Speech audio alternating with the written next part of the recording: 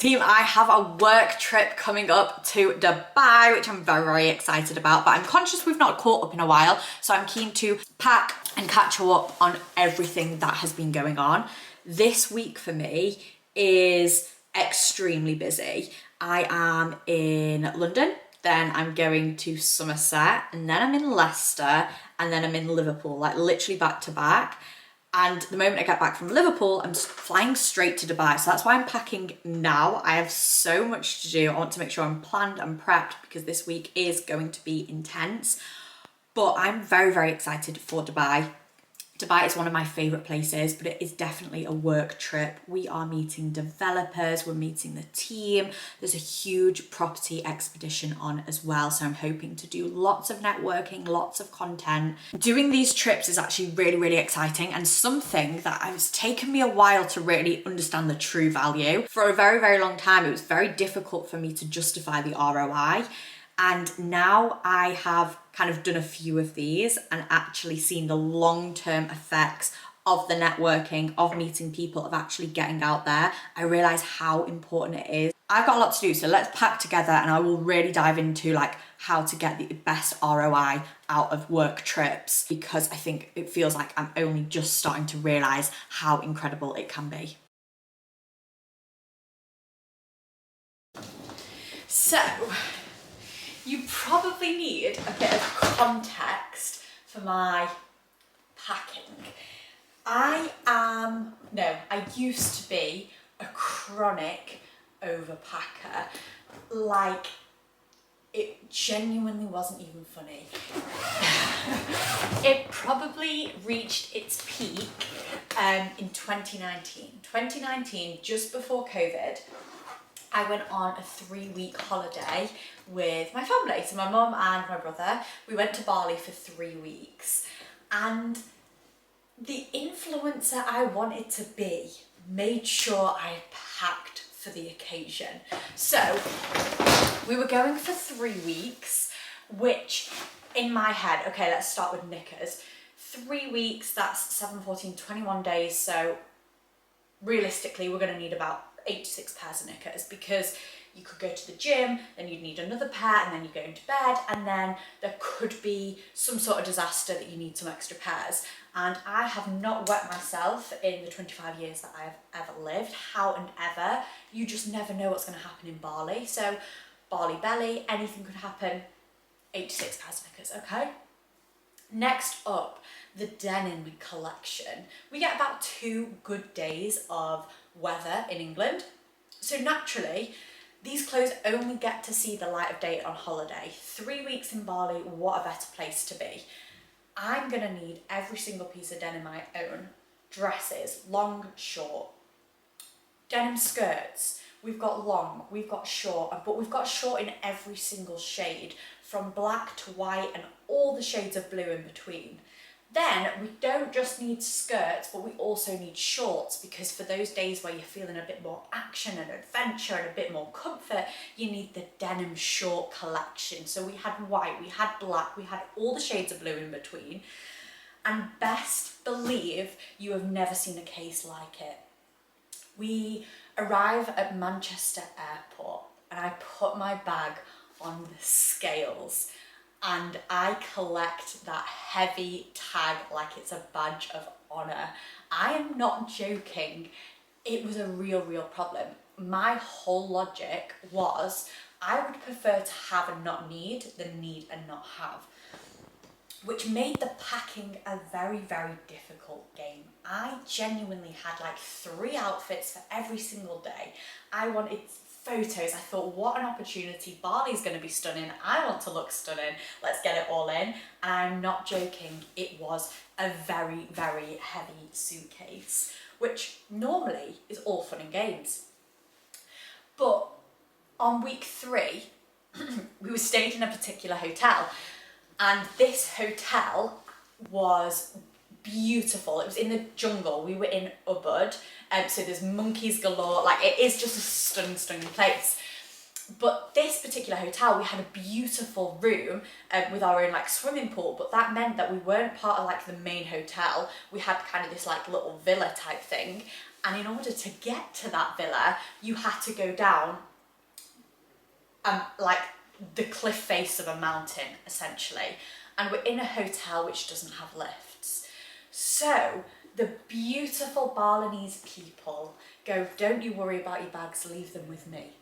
I'm gonna carry it down for you. And I was like, please be careful because it's heavy. I'm not worried about the clothes, I'm worried about your back. It is a very, very heavy bag. And I was mortified, I was embarrassed. This poor guy had to carry my bag on his back. I am sure I have done spinal damage to the guy. He gets it down and he goes, wow, ma'am, that's a heavy case. And I was like, I know. So I was absolutely mortified. Mum and Tom are very, very lean packers, okay? Tom will take hand luggage anywhere, whether it's 1 week, whether it's 3 weeks. He'll take boxes and a lilo and he's done. And I'm there like lugging my entire wardrobe with me. So that was really, really quite mortifying. And I realised, actually, this is not very sustainable, acceptable. And the poor guy bringing it back up at the end of the holiday, I made a decision there and then. This cannot continue. The final night of our holiday, we have to pack up all our things to get it back home. Now, if you know my mum, there is no way on this earth she is paying for another bag. So we have to get all the items back in. Not only all the items I've brought, but also all the extra things that I bought while I was out there. In Bali, I'm not joking, things are cheap. And I fell in love with everything, okay? So they have beautiful plates, wooden everything, like plate sets. Mum was like, I want to bring this fruit bowl back. I would have brought back a sink if I had the room in it. Like there was this beautiful marble sink and I was like, you are coming home with me. But in reality, I did not have the room, but we did grab plates, bowls, cutlery, like a whole kitchen appliance set. So not only did I have the weight of the world in this bag, I also wanted to bring things back. So on the last day, I don't think Mum and Tom realised how bad my situation was until we were trying to get home.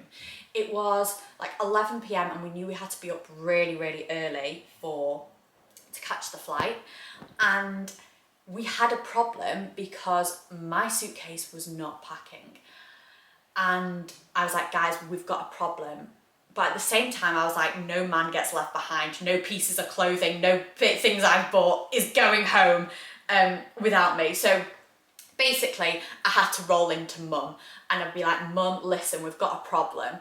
The case is not closing. And like I said, she is not paying for extra baggage. So she was like, move over, let me in. I'm going to handle this. Now, Jo has OCD on another level. That's my mum.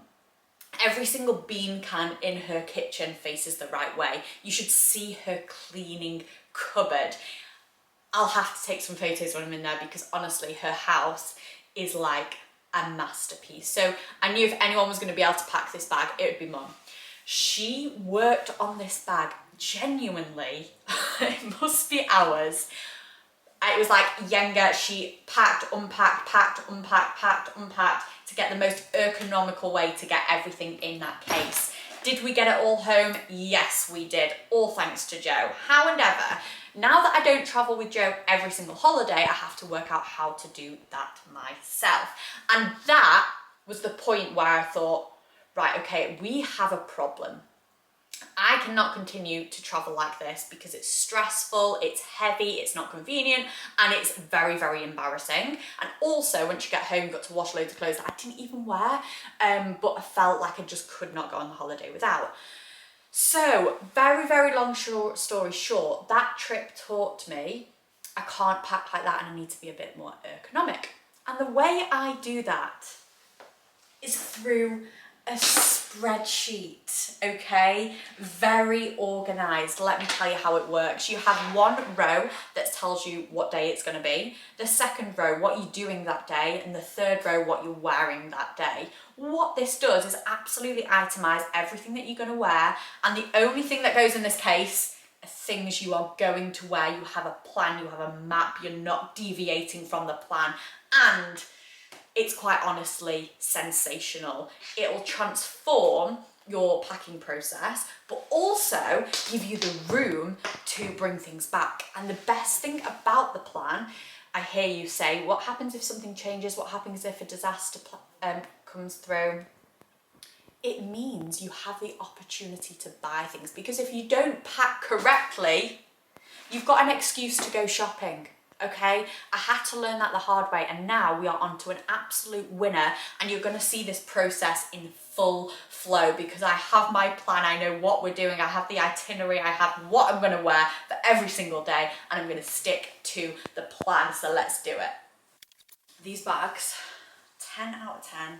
Cheap. Do you know what? I don't even buy them. Shoes come in them, all sorts come in them.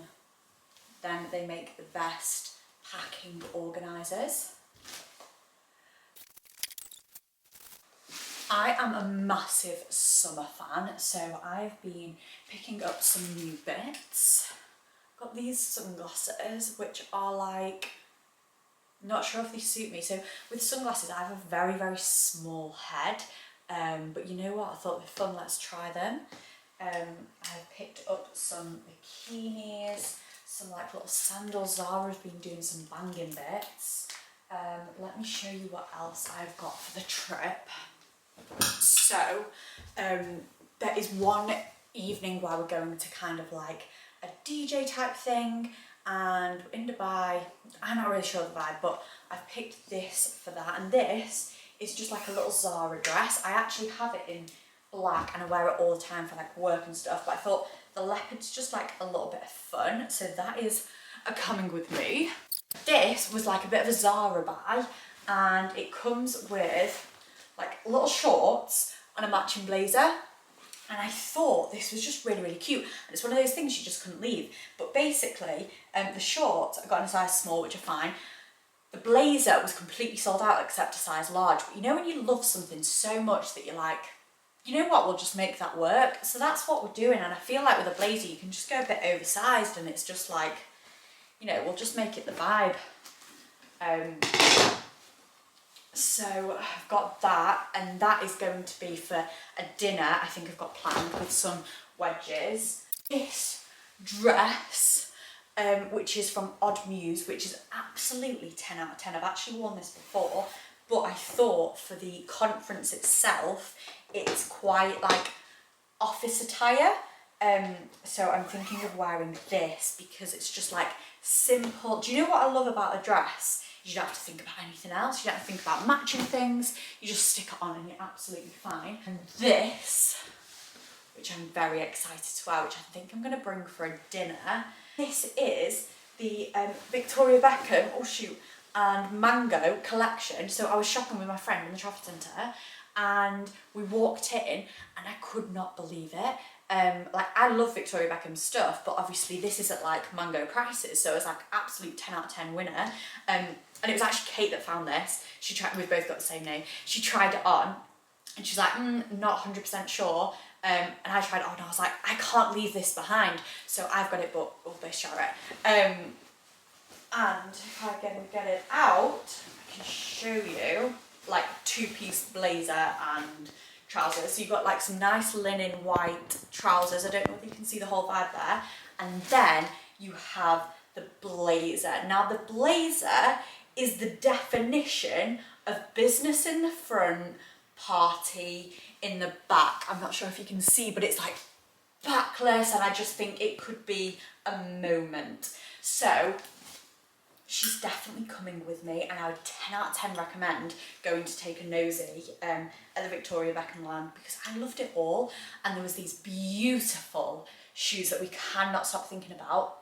They were like burgundy, very, very petite, strappy heels, and I was like, oh, died, they look beautiful. They didn't have them in our size, so I was pretty gutted at that one, but that is definitely coming with me. This is not me. I'm normally like a trackies girl, but I saw it on Zara's website and I was like, 10 out of 10. Obviously wasn't in stock. Anything you like's not in stock. But I went to the Trafford Centre, and would you believe they had it in stock? So it's a sexy number, very low, very revealing. We will need tape for the girls for sure. And I just think it's beautiful. Like, I'm just thinking a nice dinner. We've got a beautiful dinner booked on Sunday evening. And yes, mix it up. Why the hell not? Really, really cute. So yeah, I'm pleased with that. So they're kind of like some things that we've definitely got planned. I've got all my bikinis. So historically, I would have booked for a 10-day trip, I would have brought probably about 25 bikinis.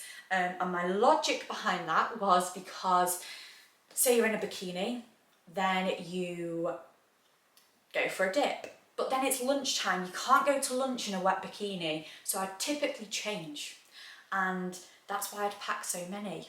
However, in our new life, we strip back, we keep it clean. If I'm going for 10 days, 10 bikinis maximum. So I've got some cute bikinis, but you know what? I'm a one-piece fan. I'm a one-piece lover. And Hunza G is an absolute hit every time. So they're coming with me. I'm going to put all my sports stuff in here. I can't fully work out because of my nose, but I'll still be getting my steps in every single day. And for the more casual days where I don't actually have to like kind of leave the hotel, I'm always like just very chill, shorts and kind of whatever we can get away with is definitely coming my way as well. I was actually absolutely winning with this. So this is from PLT. Love the colour. It's just a cover up. It was like £19, throw over the bikini, and guess what? It's actually in the maternity range. Now, don't get any ideas. I am not pregnant at all, but you know, if it works, it works. And there wasn't a version of it in the normal range. And to be honest, maybe I've just got a large belly, but it fits quite nicely. So yeah, that was an absolute win, and that is coming away with me. My worst airport story was, I was going on a weekend away, so we were doing all our luggage, all our stuff in hand luggage, and I put my knickers, my underwear, for some reason in my hand luggage, like on the top, and obviously Manchester Airport, I get stopped. They open my luggage in front of everyone, and I was discreet about it. I put my underwear in like a bag like this, in my like little hand luggage case. They pulled me aside in front of everyone. It's summer in Manchester Airport, which is just chaos to start with. Mine gets pulled to the side, so you're waiting like half an hour to see someone. They finally pull the case out. And they're like, have you got any liquids in here? I was like, well, I don't think I do. Like, stupid question. Obviously, I thought I'd taken them out, but obviously something's snagged it. Anyway, they open it up and they're like, what's this? And I was like, do you have to go in there? And they were like, yes. Opened it up, literally was holding my knickers out in front of the whole Manchester Airport. I was like, yeah, it's just all underwear in that one. But they had to check, they had to get them all out for everyone. So the poor people in Manchester Airport that day had a lovely little fight.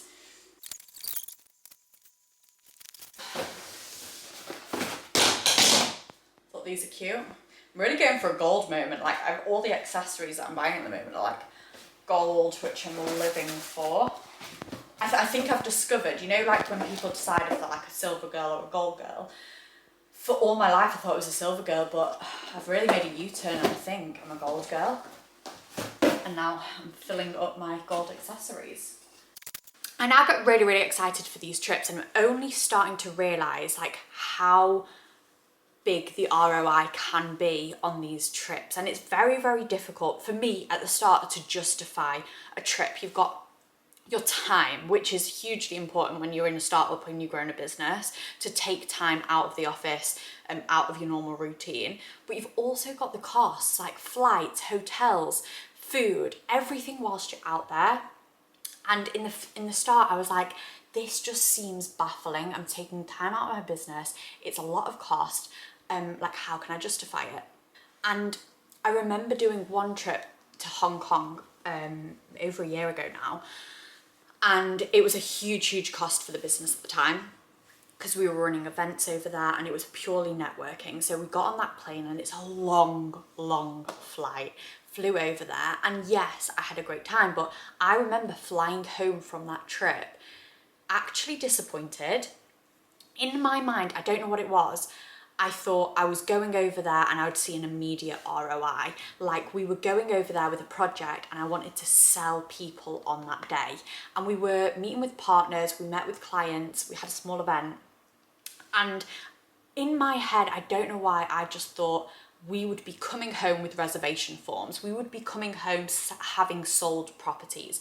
And because we actually didn't get any signed signatures there whilst we were there, and we were only there a week, I came home like a little bit deflated. Like, I've wasted all this time, I've wasted all this money, and I wasn't on the high that I thought I would be.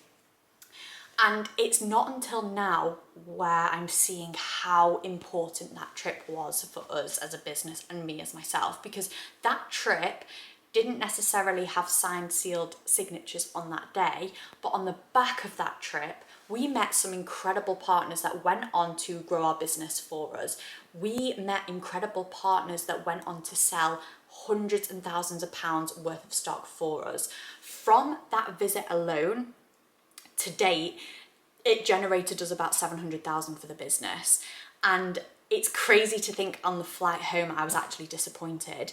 And I think I have to tell myself, and I would advise you if you're in this state, to be like, do not expect your wins on that flight home. Expect it 6 to 12 months later. And it's really, really important that not only you work hard when you're out there, but the follow-up is absolutely huge. You can create relationships, you can network, you can meet amazing people, but if you never contact them again, it will be a waste of time. I realized from that trip, and actually seeing the next 6-12 months evolve, how powerful one, networking can be, but also like how important that follow-up process is. So having seen that, I actually understand the process a lot more, and that's why I'm willing to invest both my time but also money into these experiences and meeting people. And going to Dubai, for example, is an amazing place. One, real estate is absolutely flying. Two, you meet some incredible people because it's a very entrepreneurial world.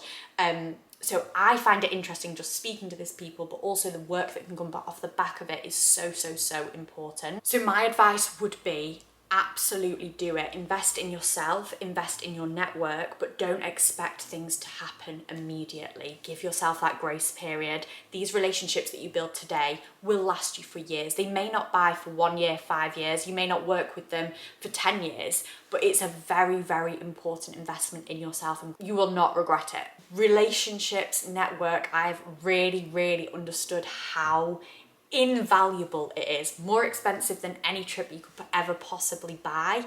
And that's why this year I am really, really leaning into that and wanting to do a lot of content with a lot more people. I want to meet a lot more people. I want to build my network connections. One, because I personally absolutely love it. But two, I understand how powerful it is. And that would be my one piece of advice if you are in the business space. Do not neglect that. Invest in yourself, invest in your network, get out there and make it happen, and don't expect to see the investment returned immediately. Allow that time. It's going to take time to build relationships. It takes time to build good relationships. It takes even more time. So yeah, 100% these trips are so much worth it. I'm very, very excited, and thank you for packing with me. It has made it a lot easier to do, and I hope you enjoyed.